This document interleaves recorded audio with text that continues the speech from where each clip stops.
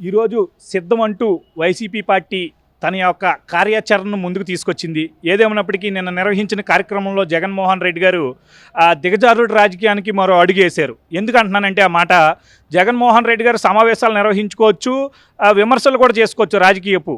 కానీ అక్కడ చంద్రబాబు నాయుడు గారు, పవన్ కళ్యాణ్ గారు కటౌట్లు పెట్టి వాటిని ప్రజల చేత కొట్టించడం, ఆ కటౌట్లు కూడా ఎలా అంటే వీళ్ళు ఒక దుర్మార్గుల్లాగా దుష్టుల్లాగా ఉండే విధంగా ఆ యొక్క కటౌట్లను నిర్మించడం, మళ్ళీ అడ్వర్టైజ్మెంట్ల రూపంలో కూడా వీళ్ళిద్దరు దొంగలు అన్నట్టు చంద్రబాబు నాయుడు పవన్ కళ్యాణ్ అనే విధంగా ఎంత నీచానికి దిగజారాలో అంత నీచానికి దిగజారుతూ ముందుకు సాగుతున్నారు. ఏదైనప్పటికీ సిద్ధం అంటే వీళ్ళు వస్తున్న తరుణంలో మేము కూడా సంసిద్ధం అంటూ టీడీపీ కూడా తన పోస్టర్స్ని రిలీజ్ చేసింది. కానీ ఇలా వైసీపీలా దిగజారుడు రాజకీయానికి అయితే అడుగేయలేదు. ఏదేమైనప్పటికీ దీని గురించి మాట్లాడేందుకు మన దగ్గర రాజేష్ గారు ఉన్నారు. నమస్తే రాజేష్ గారు.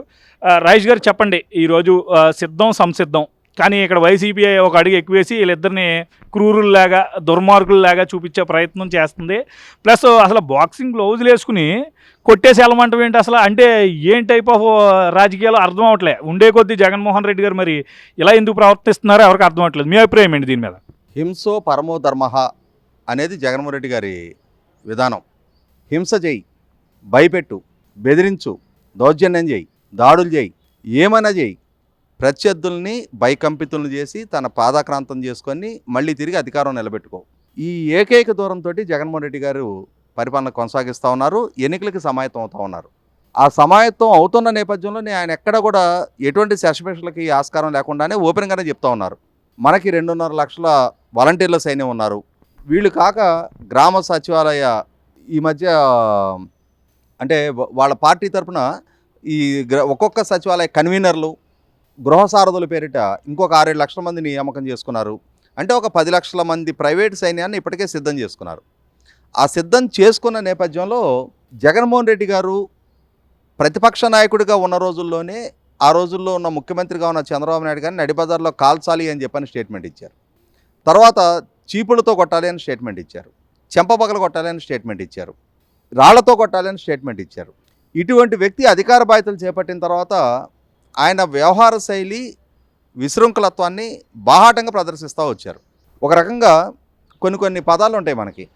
రాక్షసత్వము, క్రూరత్వము, హింసావాదం, ఇటువంటి వాటికి అన్నిటికన్నా కూడా సంస్కారహీనత్వం మరీ ఘోరమైంది. అంటే మనిషి పుట్టిన తర్వాత ఒక పార్టీకి నాయకుడిగా, రాష్ట్రానికి ముఖ్యమంత్రిగా కొనసాగుతున్న నేపథ్యంలో కోట్ల మందికి ప్రజాప్రతినిధిగా, కోట్ల మందికి పాలనను అందించే నాయకుడిగా చలామణి అవుతున్న నేపథ్యంలో కోట్ల మందికి ఆదర్శంగా, రోల్ మోడల్గా ప్రజలు భావించే సందర్భంలో ఎటువంటి సంస్కారాన్ని ప్రదర్శిస్తున్నామనేది నిశ్చితంగా ప్రజలు గమనిస్తూ ఉంటారు. భవిష్యత్తు తరాలు ఇటువంటి రాజకీయ నాయకుడి కదా మనం ఆదర్శంగా తీసుకోవాల్సిందని చెప్పని ఆదర్శంగా భావించాల్సిన నడవడి ఎంచుకోవాలి. కానీ జగన్మోహన్ రెడ్డి గారు మొదటి నుంచి ప్రజల్ని భయపెడతా ఉన్నారు. పోలీస్ డిపార్ట్మెంట్ని అడ్డం పెట్టుకొని అణిచివేత ధోరణి ప్రదర్శిస్తూ ఉన్నారు. భావ ప్రకటన స్వేచ్ఛని సహించలేకపోతున్నారు. ప్రజలు ప్రశ్నిస్తే దాన్నే తట్టుకోలేకపోతున్నారు. మోస్ట్ ఇంటాలరెంట్ పాలకుడిగా మారిపోయారు ఆయన. ఇటువంటి నేపథ్యంలో ప్రభుత్వానికి వ్యతిరేకంగా ఒక సోషల్ మీడియా పోస్ట్ పెట్టినా కూడా సహించలేకపోయారు. ప్రతిపక్ష నాయకులనైతే శ్రీకాకుళం జిల్లా నుంచి అనంతపురం జిల్లా దాకా తెలుగుదేశం పార్టీకి సంబంధించిన రాష్ట్ర స్థాయి నాయకుల్ని, జిల్లా స్థాయి నాయకుల్ని, పలుమార్లు చట్టసభలకు ఎన్నికైన నాయకులను కూడా తప్పుడు కేసులతోటి పోలీసుల చేత అరెస్టులు చేయించారు, జైలు పాలు చేశారు, 3rd డిగ్రీలు ప్రయోగించారు. అన్నిటికన్నా ముఖ్యంగా ప్రభుత్వానికి వ్యతిరేకంగా ఏదైనా ఒక ఉద్యమ కార్యాచరణ చేపట్టాలి అని చెప్పని భావించిన ప్రజా సంఘాలని, ఉద్యోగులని, యూనియన్లను కూడా పోలీసుల చేత అత్యంత దమననీతి ప్రదర్శిస్తూ వచ్చారు. ఒక రకంగా ప్రజాస్వామ్యంలో ఉండకూడని అవలక్షణాలన్నీ అవలంబిస్తూ వచ్చారు. ఇటువంటి నేపథ్యంలో ఎన్నికలకు సమాయత్తం అవుతా ఇప్పుడు సిద్ధం అని చెప్పని ఒక బహిరంగ సభ పెట్టుకున్నారు. ఆయన ఇప్పుడు రాజకీయ సభ ఇది. దీనికన్నా ముందు చాలా సందర్భాల్లో ప్రభుత్వం తరపున వివిధ సంక్షేమ పథకాల విడుదల సందర్భంగా బటన్ నొక్కే కార్యక్రమం సందర్భంగా కూడా చాలా సభలు ఏర్పాటు చేశారు. ఆ సభల్లో కూడా ఒక రకంగా సంస్కారపు స్థాయిని మరిచి, తన హోదాని మరిచి చిన్నపిల్లల ముందు, స్కూల్ పిల్లల ముందు నా వెంట్రుక పీకలేరు అని చెప్పని, అన్నిటికన్నా ముఖ్యంగా అమ్మఒడి విడుదల, స్కూల్ పిల్లలు వాళ్ళ తల్లిదండ్రుల సమక్షంలో పవన్ కళ్యాణ్ గారి పెళ్లిళ్ళ ప్రస్తావన, చంద్రబాబు నాయుడు గారిని విమర్శ చేయటం, రాజకీయ విమర్శలకు పరిమితం అవటం, వీళ్ళని దుష్ట చతుష్టయం అని చెప్పని సంబోధించడం, మీడియా సంస్థలని చంద్రబాబు నాయుడు గారిని కలిపి పవన్ కళ్యాణ్ గారిని దత్తపుత్రుడు అంటాం, ప్యాకేజ్ స్టార్ అంటాం, మ్యారేజ్ స్టార్ అంటాం. ఇట్లాంటి విమర్శలకి ఇప్పటివరకు పాల్పడతా వచ్చిన జగన్మోహన్ రెడ్డి గారు నిన్న విశాఖపట్నం దగ్గర జరిగిన సిద్ధం సభ మొన్న జరిగింది. ఆ సభ ప్రాంగణంలో చంద్రబాబు నాయుడు గారు, పవన్ కళ్యాణ్ గారు, అలాగే కాంగ్రెస్ పార్టీకి ప్రతినిధిగా ఉన్న కిరణ్ కుమార్ రెడ్డి గారి రూపంలో 3 కటౌట్లు పెట్టి ఆ కటౌట్లని వాళ్ళ శ్రేణుల చేత కొట్టించేయారు. అంటే అది ఎటువంటి సాంప్రదాయాన్ని నెలకొల్పుతున్నారు? రాజకీయాల్లో హింసా ప్రవృత్తి పెంచే ప్రయత్నం చేస్తున్నారా? ఎన్నికలకి సమాయత్తం ఈ విధంగా జరపబోతున్నారా? అంటే ప్రజలకు ఎటువంటి సంకేతం పంపిస్తున్నారు? 100కి 100 పాళ్ళు ఇది ఆక్షేపణీయం, గర్హనీయం, ఖండనీయం. రాజకీయాల్లో ఉండటానికి, మనుగడ సాగించడానికి కూడా ఇటువంటి పాలకుడిని కానీ, ఇటువంటి రాజకీయ పార్టీని కానీ అసలు ఎన్నికల సంఘం కూడా అవసరమైతే గుర్తింపు రద్దు చేయాలి. ఎందుకంటే హింస పెంచే ప్రయత్నం, బాహాటంగా వాళ్ళ శ్రేణుల చేత ప్రతిపక్ష నాయకులని కొట్టించే ప్రయత్నం చేయడం ఏంటి? మనం శబరిమల యాత్రకు వెళ్ళినప్పుడు నాకు అంటే నేను ఎప్పుడో 1994 ముందు వెళ్ళా. అక్కడ నాకు ఎగ్జాక్ట్గా గుర్తులేదు కానీ ఒక పాయింట్ దగ్గర రాళ్ళు తీసుకు కొడతారు. అక్కడ ఏదో రాక్షసుడు ఉన్నాడు అని చెప్పని రాళ్ళు తీసుకు కొడతారు. అటువంటి వైఖరి కనిపించింది ఇప్పుడు నాకు. అంటే ప్రతిపక్ష నాయకుల్ని ప్రజాస్వామ్యంలో ఎల్లకాలం మీరే అధికార పక్షంలో ఉంటారా? మీరు 2019కి ముందు ప్రతిపక్షంలో ఉన్నారు. ఆ రోజు ప్రజా పోరాటాల ద్వారా 2019లో అధికారం చేజిక్కించుకున్నారు. ఇవాళ మీకు వ్యతిరేకంగా ప్రతిపక్షాలు పోరాటం చేస్తున్నాయి.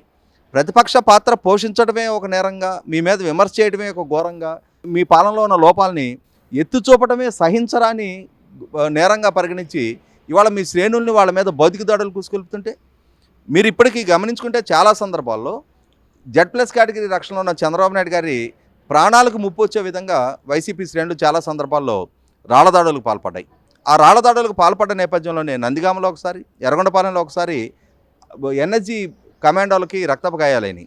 తర్వాత ఆయన విశాఖపట్నం పర్యటనకు వెళ్తే విశాఖపట్నం ఎయిర్పోర్ట్ నుంచి ఆయన బయటకు రానికుండా వైసీపీ శ్రేణులు అక్కడ అడ్డంకులు సృష్టించే ప్రయత్నం చేస్తే పోలీసులు కూడా ఏకపక్షంగా వైసీపీ శ్రేణులకు రక్షణ కల్పించి అనుమతి తీసుకొని విశాఖపట్నం వచ్చిన చంద్రబాబు నాయుడు గారిని ఆయన పర్యటన క్యాన్సిల్ చేయించుకొని ఆయనకు నోటీస్ ఇచ్చి వెనక పంపించడం జరిగింది.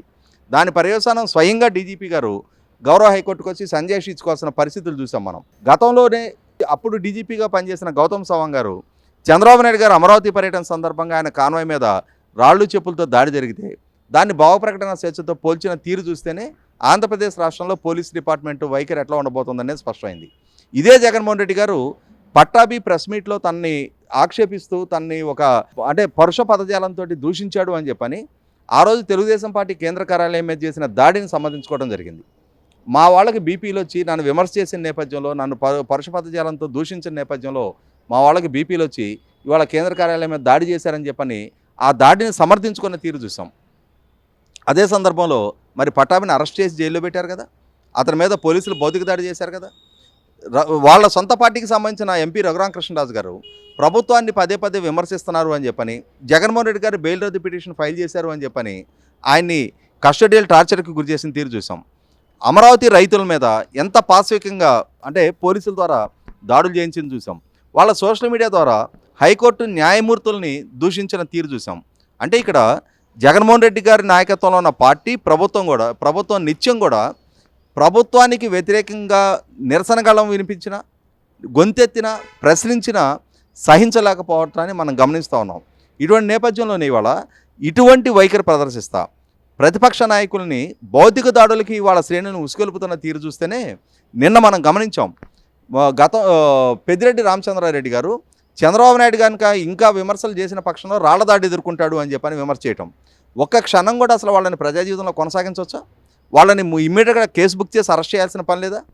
చంద్రబాబు నాయుడు గారి ప్రాణాలకు ముప్పు ఉంది అని చెప్పని కేంద్ర ప్రభుత్వానికి Z+ కేటగిరీ రక్షణ కల్పించింది. కానీ ఆంధ్రప్రదేశ్ రాష్ట్రంలో పదే పదే ఆయన మీద భౌతిక దాడులు జరుగుతూ ఉన్నాయి. ఎమ్మెల్యేగా ఉన్న జోగి రమేష్ ఒక సమూహంతో చంద్రబాబు నాయుడు గారి ఇంటి మీదకి దాడికి వస్తే ఆయనకి మంత్రిగా ప్రమోషన్ ఇచ్చారు. ఇటువంటి నేపథ్యంలో ఇవాళ రాష్ట్రంలో పోలీస్ డిపార్ట్మెంట్ వైపు నుంచి కానీ, అధికార పార్టీ నాయకుల వైపు నుంచి కానీ ప్రతిపక్ష నాయకుల ప్రాణాలకు కూడా ముప్పు ఉంది అనే పరిస్థితులు తలెత్తా ఉన్నప్పుడు, బాహాటంగా ముఖ్యమంత్రి స్థానంలో ఉన్న వ్యక్తే హింసను ప్రేరేపించే కార్యక్రమాలు టేకప్ చేస్తూ ఉన్నప్పుడు, ప్రోత్సహిస్తూ ఉన్నప్పుడు, నాయకుడిగా తనుండి తన శ్రేణులని అరికట్టాల్సిన దగ్గర వాళ్ళని అదుపులో పెట్టాల్సిన దగ్గర ఆయనే అటువంటి కార్యక్రమాలని ప్రోత్సహిస్తున్నప్పుడు ఖచ్చితంగా ఇక్కడ చట్ట ఉల్లంఘన జరుగుతుంది అని చెప్పిన భావించిన కేంద్ర ప్రభుత్వం అయినా సరే ఇక్కడ ఇంటర్వ్యూని అవ్వాల్సిన అవసరం ఉంటుంది. ఎన్నికల పారదర్శకంగా జరగాలి అని అంటే, ఈక్వల్ లెవెల్ ప్లేయింగ్ ఫీల్డ్ మధ్య ఎన్నికలు జరగాలి అని అంటే, ఇటువంటి వైఖరి ఉన్న ప్రభుత్వ ఆధ్వర్యంలో జరిగే ఎన్నికలు 100% హింసాత్మకంగానే మారతాయి. అవసరమైతే రేపు ఫ్రీ అండ్ ఫెయిర్ ఎలక్షన్ జరగడానికి కూడా ఆస్కారం లేదు. ప్రతిపక్ష నాయకుల ప్రాణాలకి ముప్పు ఉండే పరిస్థితి ఉంది. వాళ్ళు స్వేచ్ఛాయుత వాతావరణంలో రాజకీయ కార్యకలాపాలు నిర్వహించుకునే స్వేచ్ఛ కూడా కనపట్టలేదు. వాళ్ళు స్వేచ్ఛగా ప్రచారం చేసుకోగలిగే పరిస్థితులు, ఆ విధమైన రక్షణ ఏర్పాట్లు కూడా రాష్ట్ర ప్రభుత్వం వైపు నుంచి ఆ సహకారం అందని పరిస్థితి కనిపిస్తుంది.